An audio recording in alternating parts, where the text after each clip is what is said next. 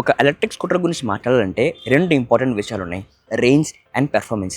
ఆ 2 ఇచ్చే అద్భుతమైన స్కూటర్ ఖచ్చితంగా ఓలా స్కూటర్స్. కానీ రేంజ్ అండ్ పెర్ఫార్మెన్సే కాకుండా అతి ముఖ్యమైన విషయాలు కొన్ని ఉన్నాయి. Build quality, reliability, performance, bugs ఎంతున్నాయి, సర్వీస్ ఎట్లుంది, ఛార్జింగ్ స్టేషన్స్ ఎట్లున్నాయి, వీటన్నిటి గురించి మాట్లాడుతూ ఈ స్కూటర్ గురించి మాట్లాడదాం. ఇది ఓలా S1 Gen 1 3 ఏళ్ల తర్వాత 52 కిలోమీటర్లు నడిపిన తర్వాత చాలా స్ట్రక్చరల్ రీప్లేస్మెంట్స్ అయినాయి. చాలా పార్ట్స్ రీప్లేస్ చేసి సరికొత్త పార్ట్స్ చేశారు. చాలా డ్యామేజ్లు అయినాయి. ప్రతి చిన్న విషయం గురించి ఇవాళ మాట్లాడదాం. కానీ ఫస్ట్ దీన్ని పాజిటివ్స్ మాట్లాడితే కనుక ఇన్ టర్మ్స్ ఆఫ్ రేంజ్ ఒంటరిగా 60s and 70sలో వెళితే నార్మల్ మోడ్ 120 and 125 మధ్యలో మీకు రేంజ్ రావచ్చు. యాక్సలరేషన్ అండ్ పెర్ఫార్మెన్స్ చాలా చాలా బాగుంటుంది. కానీ దాని గురించి మాట్లాడే ముందు దీని మూవ్ OS 5 గురించి మాట్లాడాలి. ఎందుకంటే దానికి చాలా పెద్ద కాంటెక్స్ట్ ఉంది. ఇదే వీడియోలో మీకు చెప్తా. ఇక్కడ మీరు కొన్ని విడ్జెట్స్ని ఉంచుకోవచ్చు.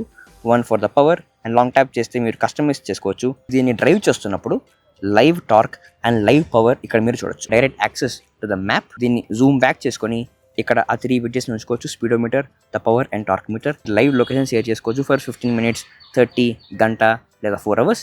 కానీ అసలైంది మాత్రం DIY మోడ్. దీంట్లో ఏంటంటే మీకు కావాల్సిన యాక్సలరేషన్ అండ్ ద పవర్ మీరు కస్టమైజ్ చేసుకోవచ్చు. రీజనరేటివ్ బ్రేకింగ్ యొక్క స్ట్రెంగ్త్ కూడా మీరు కంట్రోల్ చేసుకోవచ్చు.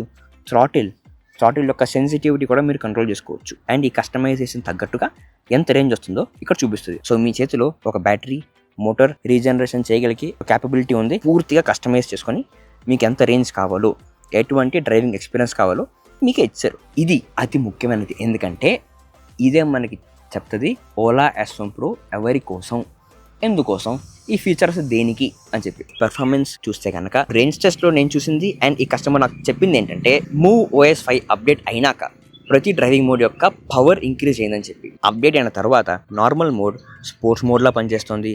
స్పోర్ట్స్ మోడ్ దీంట్లో హైపర్ మోడ్లా పనిచేస్తుంది. ఇంకా దీని హైపర్ మోడ్ అయితే చాలా చాలా స్ట్రాంగ్ యాక్సలరేషన్ ఇస్తుంది. ఎంత స్ట్రాంగ్ అంటే ప్రమాదకరమైన యాక్సలరేషన్. అంటే బేసిక్గా దీని సీట్ బాగా కిందకి అండ్ హ్యాండిల్ బాగా ఎత్తుగా ఉండడం వల్ల మీరు కూర్చున్నప్పుడు యాక్సలరేట్ చేస్తే మీరు కొంచెం వెనక్కి తోయవేయబడతారు. దాని వలన హ్యాండిల్ బాగా గట్టిగా పట్టుకోవడం కష్టమవుతుంది. ఫర్ ఎ పిలియన్, ఈ పిలియన్ గ్రాబ్ రేట్ కూడా అంత పెద్ద బాగాలేకపోవడం వలన కొంచెం ప్రమాదకరంగా ఉంటుంది. కానీ దాని గురించి నేను చాలా డీటెయిల్గా ఇంకా సేపులో చెప్తాను. కానీ యాక్సలరేషన్ మాత్రం దీంట్లో చాలా చాలా స్ట్రాంగ్గా ఉంటుంది.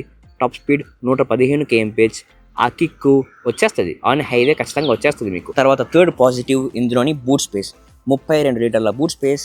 నా వాటర్ బాటిల్, నా GoPro కిట్, ఇంకా నా lunch box, charger and raincoat పెట్టినా కూడా ఇంకా స్పేస్ ఉంది. చాలా పెద్ద బూట్ స్పేస్. ఇంకా తర్వాత దీని బ్రేక్స్. దీంట్లో ఫ్రంట్ అండ్ బ్యాక్ రెండు కూడాను స్ట్రాంగ్ డిస్క్ బ్రేక్స్. చాలా చాలా strong coasting and manual regeneration ఉంది దీంట్లో. రేంజ్ టెస్ట్లో కేవలం రీజనరేషన్ వల్ల 16 కిలోమీటర్ల రేంజ్ యాడ్ చేసుకోగలిగాను. 16 kilometers just with the regeneration. ఇక్కడ ఒక సాకెట్, ఇక్కడ ఒక ఛార్జింగ్ సాకెట్ వస్తుంది మీకు. అండ్ ఇది స్పీకర్లు. సో మీరు డ్రైవింగ్ చేస్తూ సాంగ్స్ వినాలన్నా, కాల్స్లో మాట్లాడాలన్నా కూడా చేయొచ్చు. ఇంతే కాకుండా మీకు దీంట్లో మ్యాప్ నావిగేషన్ వస్తుంది on the dashboard from Ola maps. Bluetooth features for the calls and music, ride statistics, మీ రీజనరేషన్ వల్ల ఎంత రేంజ్ యాడ్ అయింది, బ్యాటరీ అండ్ మోటార్ టెంపరేచర్, ఇవే పాజిటివ్స్. ఇప్పుడు చూద్దాం అసలైంది దీంట్లోని parts replacement issues and negatives. First దేంతో స్టార్ట్ చేద్దాం? దీని ఫ్రంట్ సస్పెన్షన్. ఈ ఫ్రంట్ సస్పెన్షన్ ఇది పాజిటివ్ అనాలా లేదా నెగిటివ్ అనాలా? సరే అయిందిలే అనుకోవాలా. ఏంటంటే దీంట్లో ఈ మోనో సస్పెన్షన్ వల్ల చాలామందికి చాలా ప్రమాదాలు అయినాయి. ఈ సస్పెన్షన్ రోడ్డు మధ్యలో చాలామందికి బ్రేక్ అయిపోయి బండి యాక్సిడెంట్ కూడా అయినాయి. అందుకోసం గాను ఈ స్కూటర్ని సర్వీస్ వాళ్ళు 2 times పిలిచి ఫిక్స్ చేశారు. ఫస్ట్ టైం పిలిచి ఆ ఫ్రంట్ సస్పెన్షన్లో ఉండే హైడ్రాలిక్ ఫ్లూయిడ్ లీక్ అవుతూ ఉంటే దాన్ని ఫిక్స్ చేశారు. సెకండ్ టైం పిలిచి ఈ ఎక్స్ట్రా స్ట్రక్చర్ అనేది యాడ్ చేశారు. అండ్ దీని వలన దీని స్ట్రెంగ్త్ పెరిగింది. అండ్ సెకండ్, దీని ఫ్రంట్ ఈ ఫుట్ బోర్డుని చూశారు, ఇది చాలా చాలా వీక్గా ఉంటుంది. ఇది ఒకసారి పూర్తిగా బ్రేక్ అయిపోయి రీప్లేస్ చేశారు. రీప్లేస్ అయినాక కూడా ఇది దీని పరిస్థితి. ఇక్కడ ఒక క్రాక్. ఇప్పుడు ఈ పార్ట్ మొత్తం చాలా చాలా వీక్గా ఉంటుంది. ఎంత వీక్గా ఉంటుందంటే మనం రేంజ్ టెస్ట్లో 55 దాటి వెళ్ళాము అంటే ఈ పార్ట్ ఇక్కడ నుంచి ఇక్కడ దాకా ఈ ఫ్రంట్ ఆఫ్ మొత్తం చాలా చాలా భయంకరంగా షేక్ అవుతూ అండ్ చాలా స్ట్రాంగ్గా వైబ్రేట్ అవుతూ ఉండింది. నా పిక్కలు ఇంకా నా తొడలు ఫుల్గా చాలా స్ట్రాంగ్గా కాన్ఫిడెంట్ లెస్ రైడ్, చాలా షేక్ అవుతూ ఉండే ఒక రైడ్ని ఎక్స్పీరియన్స్ చేశాను. దీన్ని ఫిక్స్ చేసే తీరాలి. అండ్ అతి ముఖ్యమైనది ఈ స్కూటర్లోని ఎంటైర్ ప్యానల్స్, ఆ ప్యానల్స్ మొత్తాన్ని రీప్లేస్ చేశారు. దానికి కారణం ఏంటంటే స్కూటర్ని కొన్నప్పుడు అది అతనికి హోమ్ డెలివరీ అయింది. చాలా ప్యానల్ గ్యాప్స్ ఉండేవి. అతను ఒక టికెట్ రేస్ చేస్తే వాళ్ళు వచ్చి స్కూటర్ తీసుకెళ్ళి ప్యానల్స్ మొత్తాన్ని రీప్లేస్ చేశారు. రీప్లేస్ అయినాక కూడా ఇక్కడ ఇంకా ప్యానల్ గ్యాప్ ఉంది, ఇక్కడ స్ట్రక్చర్ మొత్తం ఇంకా వీక్గా ఉంది, ఇంకా అసలు లాగితే వచ్చేస్తుందేమో అన్నట్టుగా ఉంది. ఇక్కడ ప్యానల్ వీక్గానే ఉంది, ఇక్కడ కూడా ప్యానల్ గ్యాప్స్ ఉన్నాయి, చాలా ప్యానల్ గ్యాప్స్ ఉన్నాయి ఈ బండిలో. ఇంకా తర్వాతది దీని గ్రాబ్ రేస్. ఇన్ఫ్యాక్ట్ ఈ జెన్ 1లోని ఈ పిలియన్ గ్రాబ్ రేస్ చాలా వీక్గా ఉండేది. ఇన్ఫ్యాక్ట్ స్కూటర్ లాంచ్ అయినప్పుడు లాగితే వచ్చేస్తుందేమో అన్నంత వీక్గా ఉండింది.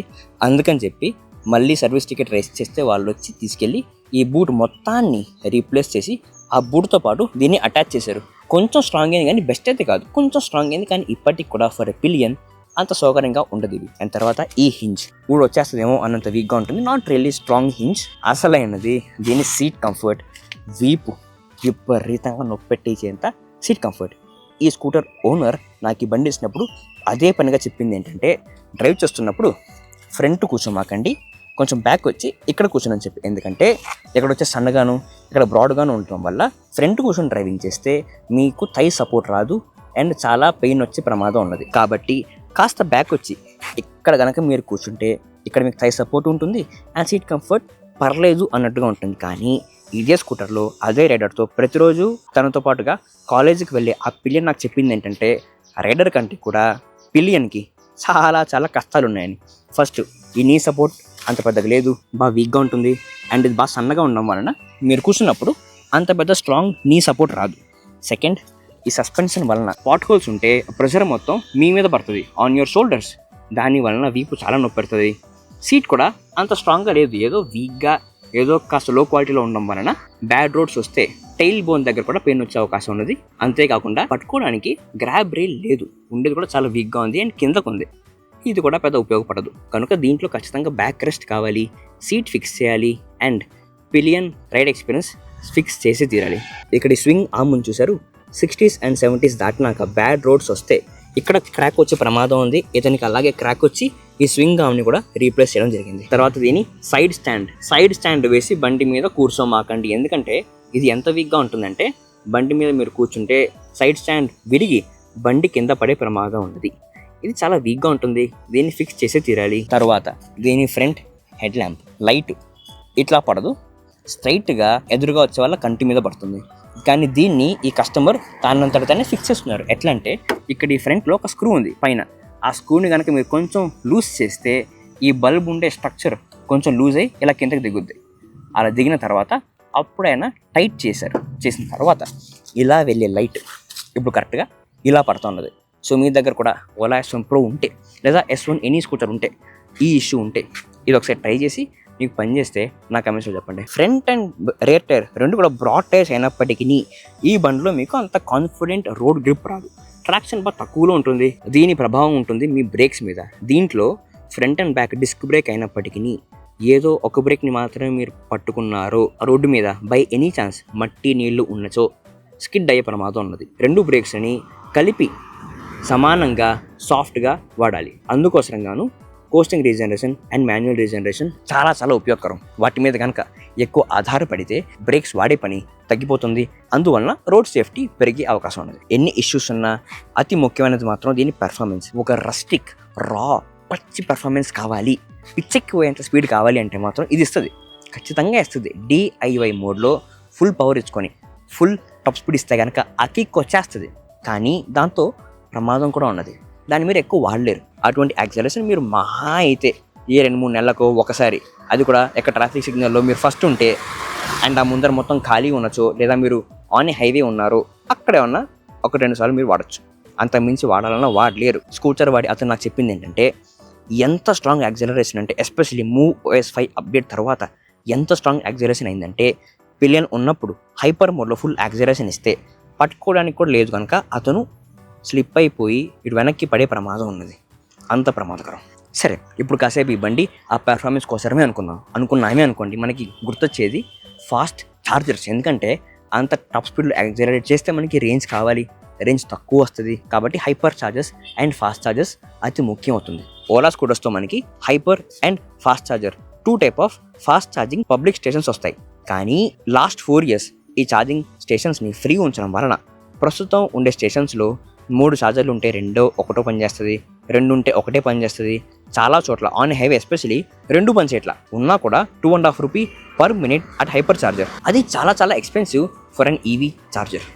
అండ్ దానికి కారణం కూడా ఉంది. ఆ ఇన్ఫ్రాస్ట్రక్చర్ మెయింటైన్ చేయాలంటే 4 ఏళ్ళు ఫ్రీ ఇచ్చారు కాబట్టి మెయింటైన్ చేయాలి అంటే ఖర్చు అవుతుంది. కాబట్టి ఆ ఖర్చు మొత్తం కస్టమర్ల మీద ఇచ్చారు. Any Ola scooter either range or performance కేవలం ఈ 2 పాయింట్స్ మీదనే చాలా గట్టిగా ఆధారపడి ఉన్నది. ఇన్ఫ్యాక్ట్ నేను చాలామంది ఓలా స్కూటర్ కస్టమర్స్తో మాట్లాడినప్పుడు వాళ్ళందరూ కేవలం 2 కేటగిరీస్లో ఉన్నారు. ఒకటి నార్మల్ మోడ్లో 60 and 70s వెళ్తూ 120 or 130 కిలోమీటర్స్ ఆఫ్ రేంజ్ వచ్చేవాళ్ళు, లేదా in hyper mode 30s and 40s వెళుతూ 140-150 కిలోమీటర్స్ ఆఫ్ రేంజ్ తెచ్చుకునేవాళ్ళు. నేను ఇప్పటిదాకా ఒక్కరిని కూడా చూడలేదు ఇన్ హైపర్ మోడ్ ఎప్పుడు నేను టాప్ స్పీడ్లో వెళ్తాను, ఆ హై యాక్సిలరేషన్తో వెళ్తాను, హై టార్క్తో వెళ్తాను, ఆ కిక్ నాకు ప్రతిరోజు కావాలి అనే వాళ్ళని ఒక్కరిని నేను చూడలేదు. సో ఇది ఒక clear reason to say that Ola scooters చాలామంది కేవలం రేంజ్ గురించే వాడుతున్నారు, ఆ పెర్ఫార్మెన్స్ గురించి చాలా చాలా తక్కువ వాడుతున్నారని చెప్పి. రేంజ్ గురించి ఇంతమంది వాడుతున్నప్పుడు అతి ముఖ్యమైనది దీని రిలయబిలిటీ. రేంజ్ కావాలి అంటున్నారు అంటే వాళ్ళకి ఈ బండి లాంగ్ టర్మ్ కావాలి. లాంగ్ టర్మ్ కావాలి అంటే బిల్డ్ క్వాలిటీ ఫిక్స్ చేయాలి, అండ్ దీన్ని సర్వీస్ ఫిక్స్ చేయాలి, ఛార్జింగ్ స్టేషన్స్ ఫిక్స్ చేయాలి. అది ఫిక్స్ అయ్యేదాకా నాకు తెలిసి ఈ బండిని అంత స్ట్రాంగ్గా మనం రికమెండ్ చేయగలవా? I don't know. At least Gen 3లో ఇది ఫిక్స్ అయింది అని చెప్పి అనుకుంటున్నాను. ఇది ఓలా సంప్రో Gen 1 3 ఏళ్ల తర్వాత 50,000 కిలోమీటర్ల తర్వాత. ఈ బండి గురించి మీకు అనిపిస్తుందో మీరు కమెంట్స్ మాకు చెప్పండి.